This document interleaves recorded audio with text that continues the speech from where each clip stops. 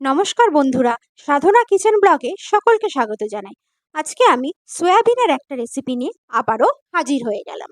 সয়াবিনের এই রেসিপিটা খুব সহজে চটজলদি সকলে বানিয়ে ফেলতে পারবেন, আর সময়টাও খুবই কম লাগবে। কিন্তু তাহলে বাড়িতে কিভাবে মাংসের সাথে সয়াবিন রান্না করা যায় সেটাই দেখে নেওয়া যাক। প্রথমে আমি কড়াই বসিয়ে দিয়ে জলটা গরম করে নিয়েছি। এখন এই গরম জলের মধ্যে সয়াবিনগুলো দিয়ে দিলাম। সয়াবিনগুলো দেওয়ার পরে 2 মিনিটের মতন এইভাবেই ফুটতে দিতে হবে। এবারে গ্যাসটা অফ করে দিয়ে সয়াবিনটাকে ঠান্ডা করে নিতে হবে। ঠান্ডা করা হয়ে গেছে। এখন আমি সয়াবিনের যে জলগুলো আছে সেই এক্সট্রা জলগুলো এইভাবে হাতের সাহায্যে চেপে চেপে বার করে দেবো। জল কিন্তু একটুও থাকলে হবে না, ভালোভাবে চেপে জলগুলো বার করে নিতে হবে।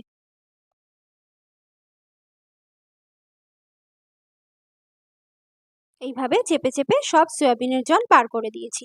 এবারে সয়াবিনটাকে একটু ম্যারিনেট করতে হবে। তার জন্য আমি 2টো ডিম দিয়ে দিলাম।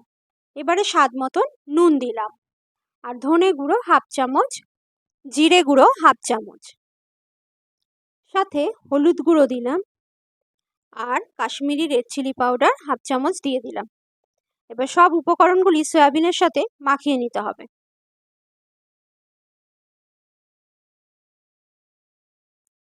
মাখানো হয়ে গেছে। এখন আধ ঘন্টার মতন একটু রেস্টে রেখে দিলাম। এবারে কড়াইতে তেল দিয়ে আলু দিয়ে দিলাম। এইভাবে আলুগুলো কেটে নিয়েছিলাম। এবার আলুর মধ্যে নুন দিয়ে ভেজে নিচ্ছি। একটু লাল লাল করে ভেজে নিয়েছি। এবার আলুগুলোকে তুলে নিলাম।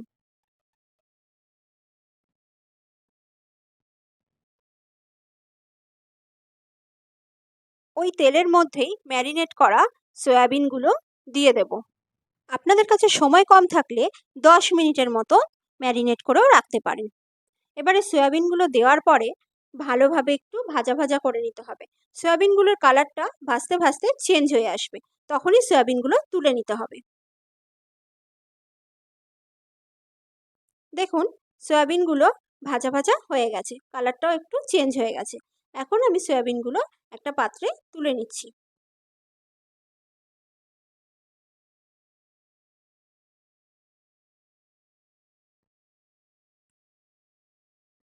এবারে ওই কড়াইয়ের মধ্যেই সর্ষের তেল দিয়ে দিলাম, আর 2টো তেজপাতা, সাথে গোটা গরম মশলা, এলাচ, লবঙ্গ এবং দারচিনি দেওয়ার পর একটুখানি নেড়ে নিয়ে জিরে দিলাম ফোড়নের জন্য। জিরে ফোড়ন দেওয়ার পরে পেঁয়াজ কুচি রেখেছিলাম, একটু বক্স বক্স করে কেটে নিয়েছিলাম, সেই পেঁয়াজ কুচিগুলো দিয়ে দিলাম।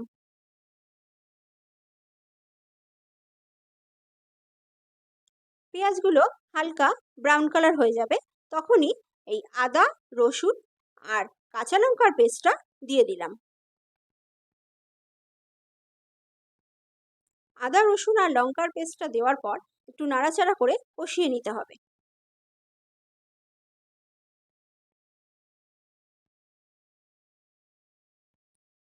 এবারে টমেটো পেস্ট করে রেখেছিলাম, সেই টমেটো পেস্টটাও দিয়ে দিলাম। এবার ভালোভাবে মশলাটাকে একটু সময় নিয়ে কষাতে হবে, যতক্ষণ মশলার গা থেকে একটা তেল বেরিয়ে না আসছে। দেখুন, মশলার গা থেকে তেল ছেড়ে দিয়েছে। এবারে আমি নুন স্বাদ মতন দিয়ে দিলাম। ধনে গুঁড়ো হাফ চামচ আর জিরে গুঁড়ো হাফ চামচ দিয়ে দিলাম। হলুদ দিলাম। সামান্য কাশ্মীরি রেড চিলি পাউডার দিয়ে দিলাম। যেহেতু ম্যারিনেটের সময় সয়াবিনে রেড চিলি পাউডার দেওয়া ছিল, তাই সামান্য দিলাম। সাথে জল দিয়ে মশলাটা আবারও একটু ভালোভাবে কষিয়ে নেব।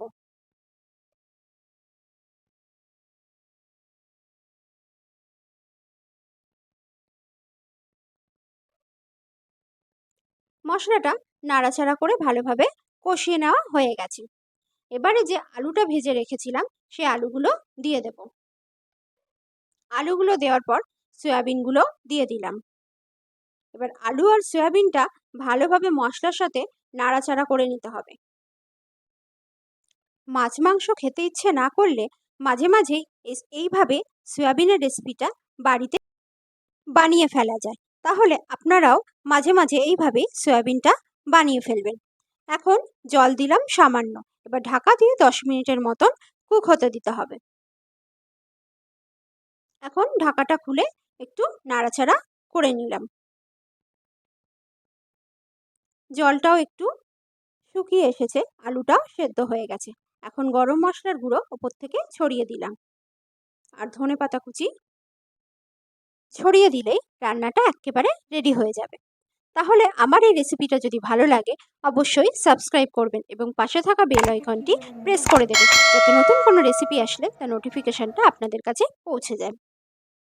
আর বন্ধুদের সাথেও শেয়ার করবেন, আর কমেন্ট করে জানাতে ভুলবেন না কিন্তু। তাহলে আজকের